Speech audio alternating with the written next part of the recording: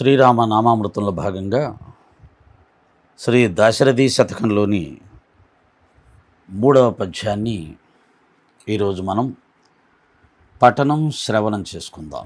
అగణిత సత్యభాష శరణాగత పోష దయాల సఝరీ విగత సమస్త దోష పృథివీసురతోష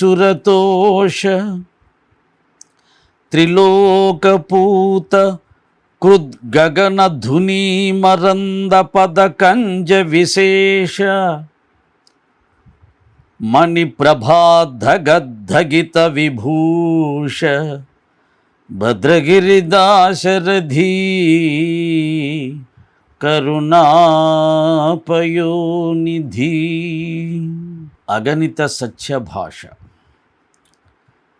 సత్యవ్రతాన్ని విడిచిపెట్టకుండా ఎల్లప్పుడూ కూడా ఆచరించే సత్యసంధుడు రామచంద్రుడు.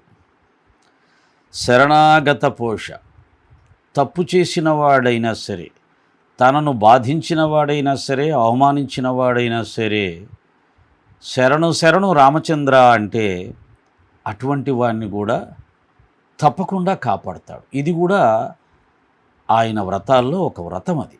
అందుకనే రావణ బ్రహ్మకి చివరిసారిగా కూడా రాయబారంలో చెప్తాడు, చేసిన తప్పును ఒప్పుకొని క్షమాపణ కోరితే నిన్ను క్షమిస్తాను అన్నాడు. కానీ వాడు వినలేదు, అందుకే నాశనం అయ్యాడు.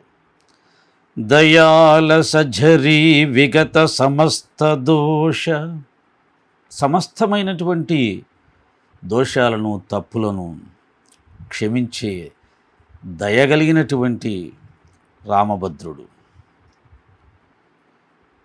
పృథివీసురతోష, ఈ పృథివిలో భూమి మండలంలో ఉన్నటువంటి రాజులందరి చేత కీర్తించబడేవాడు. త్రిలోకపూత గగనధునీ మరంద పదకంజ విశేష, 3 లోకముల వారి చేత కూడా పూజింపబడే పవిత్రమైన పాదపద్మములు కలిగిన వాడు రామచంద్రుడు. మణిప్రభాధగద్ధగిత విభూష, మణిమయ వజ్ర వైఢూర్యాలతో రత్నాలతో పొదగబడినటువంటి ధగ మెరిసిపోతున్న కాంతులతో కలిగినటువంటి ఆభరణాలు ధరించేటువంటి రామభద్రుడు. అటువంటి రామభద్రుడికి, కరుణాసముద్రుడైనటువంటి దాశరథికి నమస్కరిస్తున్నాను అంటున్నాడు కంచెర్ల గోపన్న.